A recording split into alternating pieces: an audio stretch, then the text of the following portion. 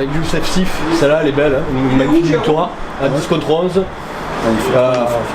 Magnifique prestation, magnifique victoire.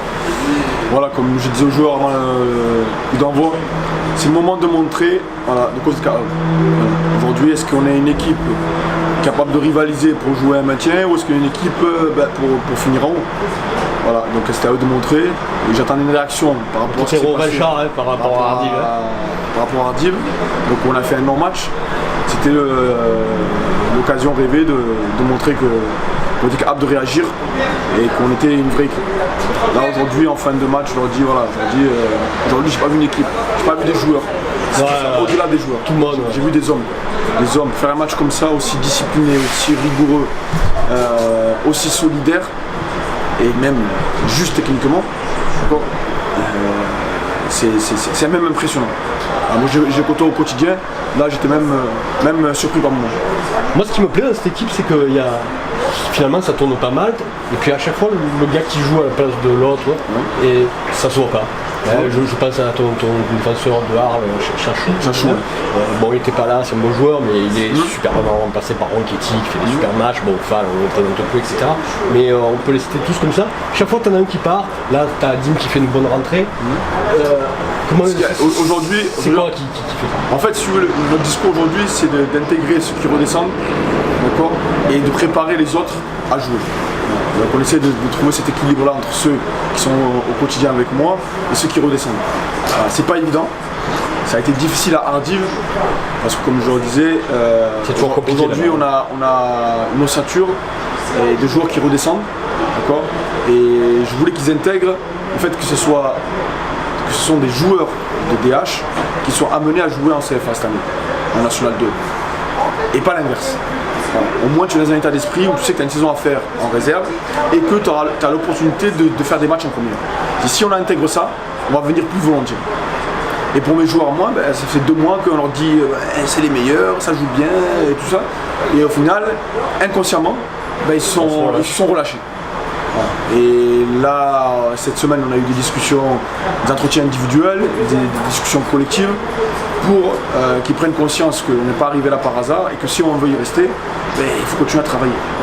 Et je suis relativement satisfait de ce qui se passe aujourd'hui.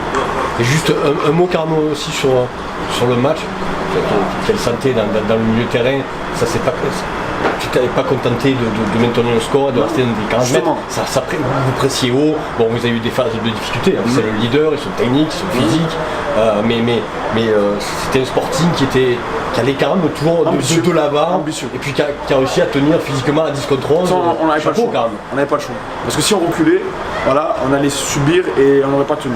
Oui mais après il faut avoir les moyens de le faire. Et maintenant, il fallait proposer quelque chose à la récupération du ballon pour pouvoir, si tu veux, ne plus trop courir.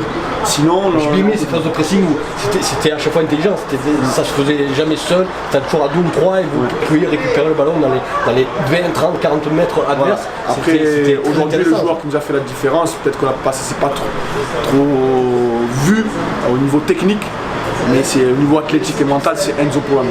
Oui, il a été. Polano, quand il y a ballon pour nous, il jouait meneur, perte de balle, il jouait récupérateur.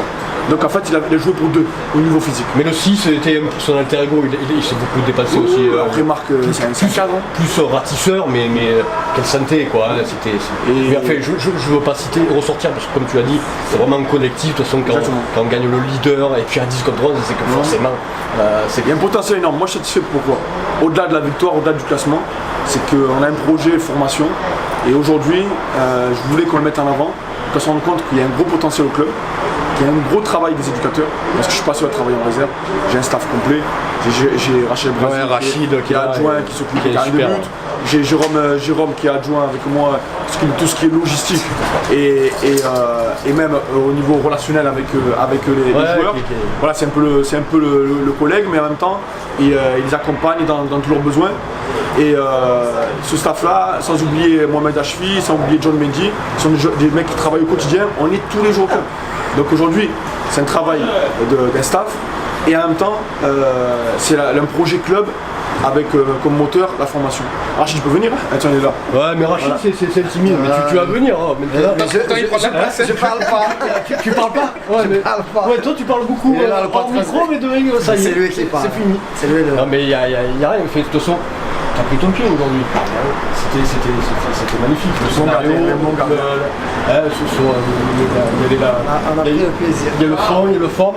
Jérôme, t'as kiffé ce Non, c'est sûr, on s'est régalé. Après, voilà, à 10 contre 11, c'est pas facile. Ils se sont battus jusqu'au bout. Vous avez un peu tiré les oreilles à Souris, il a appris sur ce match. Hein. C'est un mauvais réflexe, il avait le jaune, il se fait un peu chambrer. Comme ça sur le terrain, mais franchement, ça fait super plaisir à voir. Et c'est des millions, franchement, comme il leur a dit tout à l'heure, c'est des millions franchement en or. Et puis des matchs comme ça fait du bien quand on sort avec la victoire. Il n'y a pas que 11 ou 14 joueurs. Hein. Voilà, il y a tout un groupe, il y a des joueurs qui sont pas avec nous ce week-end et qui bossent toute la semaine et ça travaille sérieusement. Donc c'est vraiment. Je vais revenir sur ça, là, c'est important ce que tu dis là. C'est pas que 11 joueurs, c'est même plus que ça. Entraînement en semaine. À part pas le coup je trouve, donc évidemment. On est quand même une quarantaine de joueurs en entraînement entre la PH et la DH. Et sur les 40 joueurs, quand tu as des résultats entre cette semaine, 6 joueurs, sur 40 t'en prends 8. Et 8 ça fait combien? Ça fait 32 entre les joueurs qu'on redistribue en PHA et en U19. Il faut les maintenir dans la motivation, dans l'implication. C'est pour ça qu'il faut être le plus juste possible dans cet effectif-là pour que tout le monde reste concerné. Et c'est grâce à un travail d'équipe, voilà, donc le staff qui me donne chaque fois ils me donnent chaque fois leur avis, même si c'est moi qui tranche.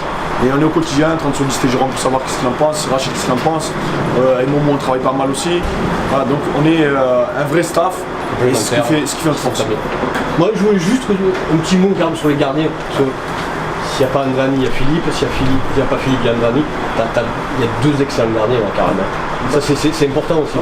C'est des postes clés, on sait que il a été énorme encore. Oui, au club on a 2 bons gardiens et on a un U20, pareil. Ils se comprennent entre eux, je joue pas, c'est pareil. Bonne mentalité, chacun il donne qu'est-ce qu'il peut sur le terrain. Voilà. Aujourd'hui, il a fait son match et il a fait un bon. J'en aurais presque un peu voulu sur ce corner qui concède bêtement et qu'on a failli prendre ce but sur la ligne. Et donc, mais sinon après ça, il a été. Non, il était inférieur. Comme on dit. Mais vraiment, ce qui ressort, c'est ça, c'est la joie de jouer, une super groupe, une super mentalité, ça se voit, ça transpire. Et puis au bout, quand il y a un résultat, c'est super. Juste pour finir, le prochain match, tu te projettes déjà, je suppose. On va à Menton. Prochain match, on va à Menton. C'est toujours un peu. Dernier match de la phase aller. Ah oui, effectivement. Donc si tu veux des questions par rapport contre qui on joue, qu'est-ce qu'ils font et leurs statistiques, il est là. On va à Menton et après on recevra Perne. Ah ça c'est aussi le match. Perne, non pardon, attends pour moi, on reçoit Salon. Oui parce que Perne je crois que Perne on doit aller chez eux. Donc Menton c'est une équipe joueuse, offensivement intéressante, avec des difficultés défensives. Voilà, on y va pour gagner. Et Salon qui t'avait battu, une de tes rares défaites, la deuxième, la première, mais la deuxième. Voilà, après, nous, notre objectif, on va dire sportif, c'est de rester dans le haut du classement. Le classement peut pas trop te cacher, parce que je suis convaincu que notre première va monter. Et donc rester dedans pour pouvoir monter si la première monte. Et voilà, c'est rester derrière côte bleue, derrière côte bleue, Istres. Je crois que avec Andrani, un super match. Juste un petit mot que je pourrais dire un peu. C'était des matchs sympas à jouer ça. Non, on a pris beaucoup de plaisir et je pense que toute l'équipe a fait un très très bon match. Et non, ça fait plaisir. C'est là où on prend plus de plaisir quand on joue contre des bonnes équipes. C'était quand même une bonne équipe. Voilà, les premiers, donc on a pris beaucoup de plaisir. Je pense que vous pouvez demander à tout le monde. Je sais, et puis je sens que tu es bien, tu fais de bonnes performances. Je me sens bien, on a un bon groupe. Un bon groupe. Très bon groupe, un bon coach. Et voilà, il y a tous les ingrédients pour faire un bon truc. Et même juste, parce que tu as aussi un bon concurrent, Philippe est aussi un excellent gardien. On a vraiment la chance, je disais, 2 excellents gardiens. Ouais, c'est pour ça. C'est difficile de les départager. Moi j'ai envie de vous mettre, vous avez des qualités un petit peu différentes, mais un petit peu similaires aussi. Et les deux sont très forts. Comment tu le vis? Ça se passe bien avec Philippe? En communication. Avec Rachid il joue pas. Chacun. Il joue, il fait. sans rendement, l'autre il joue pareil. En tout cas, nous on s'est régalé à vous voir évoluer. Il n'y a pas de jalousie, c'est la famille. C'est comme ça qu'on avance. Ça se voit, ça se voit. Bravo en tout cas. Merci, c'est gentil. Tu peux aller te reposer. Tu as bien mérité. Allez, à la prochaine fois, merci. bonne soirée. Merci Rachid. Je pense qu'on sort frustré de ce match. Forcément, hein, on sort déçu, frustré, peut-être pas, mais déçu parce qu'on s'attendait à rencontrer cette équipe avec une certaine jeunesse, avec du jus, avec des ambitions, avec voilà, de l'enthousiasme. Mais on était prévenus, on était préparés à ça. Mais on n'a pas su répondre. Hein. On l'a vu, même en supériorité, on n'a jamais réussi à les mettre en difficulté, à les faire sortir, à créer des déséquilibres. Et on a tenté plein de choses, mais sans être très efficace non plus. Désorganisé. Un petit peu, même si la supériorité pour nous était un avantage à la mi-temps qu'on pensait acquis, mais ce n'était pas le cas. Et donc on est évidemment déçus du résultat, de la manière et du contenu. À titre personnel, on a suivi le match, on l'a retransmis. J'étais un peu surpris, surtout à peu près une demi-heure en première période. Je trouvais le Istres un petit peu amorphe, un petit peu pâteau, voilà, un petit peu dilettante. Ça a été mieux par la suite, mais et le but n'a pas déclenché non plus spécialement de réaction. On a mis du temps dans le match. On l'avait senti déjà à la mi-temps, où on a senti habituellement il y a de l'ambiance dans le vestiaire. C'est leur forme aussi de motivation, et aujourd'hui on pensait que ce silence était peut-être une réflexion, une préparation du match, et je pense qu'on a été un petit peu endormi et qu'il nous a fallu du temps pour entrer dans le match. Même le premier but n'a pas été déclencheur d'une réaction. Il a fallu attendre plutôt la fin de première mi-temps pour essayer à gagner nos duels. Déjà, on s'est fait un petit peu marcher dessus, et sur le plan athlétique et physique, on n'a pas eu le répondant escompté. Après, sur la deuxième mi-temps, oui, on a eu la maîtrise, mais bon, on les savait replier, on savait qu'ils allaient contrer sur 2-3 situations, qu'ils allaient nous laisser le monopole, mais sans être complètement efficace et en abusant un petit peu de jeu long et sans trouver des solutions. Même si ça s'est joué à pas grand-chose, il y a ce but, enfin, pas le but, mais détourné sur la ligne, il y a eu de bonnes situations, il y a eu 3-4 situations chaudes. Après ça se joue à pas grand-chose non plus. On le savait. Bon, après le deuxième, notre gardien est blessé, il fait une erreur d'appréciation, il n'a pas les appuis pour réagir, donc il est surpris. Ce deuxième but, bon, il nous condamne pratiquement, donc voilà, j'espère que cette défaite va nous amener peut-être une réaction dès le week-end prochain. Des fois des défaites salvatrices. C'est la première de la saison. C'est la première. C'est la première. Donc quelque part on l'attendait. Nous au niveau du staff on l'attendait parce qu'on peut s'appuyer justement là-dessus et leur demander de s'impliquer davantage. Donc là par moment. Oui, parce que peut-être que justement, même si vous étiez chez le troisième, donc a priori pas de raison de la prendre douce, mais on a vu que Istres était un peu à l'entraînement. Un petit peu. C'est un petit peu. Par moment, c'est une force. Ressenti par moment, contre certaines équipes, c'est d'ambition dans ce qu'ils font. Et les joueurs qui ont reçu une formation aussi par le passé dans les clubs pro et aujourd'hui, ils n'ont peut-être rien à faire à ce niveau-là. Et pour la plupart, ils aspirent à jouer au-dessus et certains le méritent. Et ça viendra certainement dans les semaines à venir. Pour finir, Istres. L'ambition cette année, c'est évidemment de monter, c'est la grosse équipe attendue.